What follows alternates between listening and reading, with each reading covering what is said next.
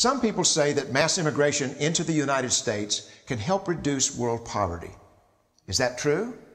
Well, no, it's not. And let me show you why. This gumball represents the 1 million legal immigrants that the United States has taken every year on average since 1990. Now, who in the world deserves our humanitarian compassion? The World Bank has one measure of the desperately poor of the world. They make less than $2 a day. And how many people make less than $2 a day in the world? Well, let's start with Africa. In Africa alone, there are 650 million people who make less than $2 a day. 650 million. And in India, another 890 million people, desperately poor. China adds another 480 million people, making less than $2 a day. And unfortunately, the rest of Asia has a heartbreaking 810 million people who the World Bank says make less than $2 a day. And finally, there's 105 million of Latin America's population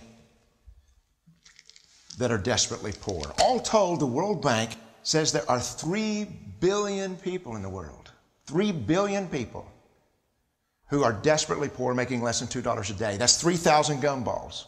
And every year, we take 1 million and suggest that we've somehow made a humanitarian difference. The plurality of people come from Mexico. And Mexico is poor.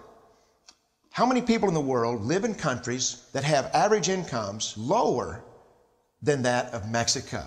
And the World Bank tells us that that number is these 3 billion plus another 2.6 billion people. 5.6 billion people in the world who live in countries with average incomes below that of Mexico. That's 5,600 gumballs. And so what is it that the elites are telling us? They're telling us that when we take this 1 million immigrants, that we somehow or another are tackling world poverty. The impossibility of making even a dent is actually worse than it looks here. Because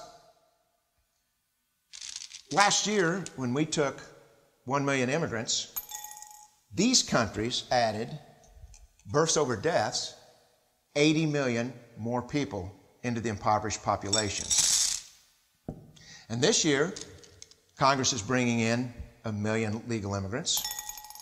And this year, according to the United Nations, these countries are expected to add another 80 million people.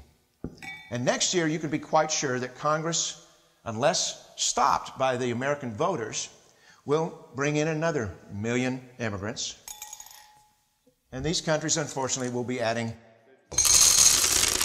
another 80 million people into these impoverished nations.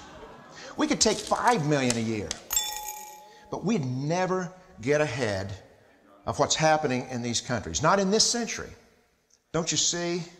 Immigration can never be an effective or significant way to deal with the suffering people of the world. They have to be helped where they live. Let's help them there.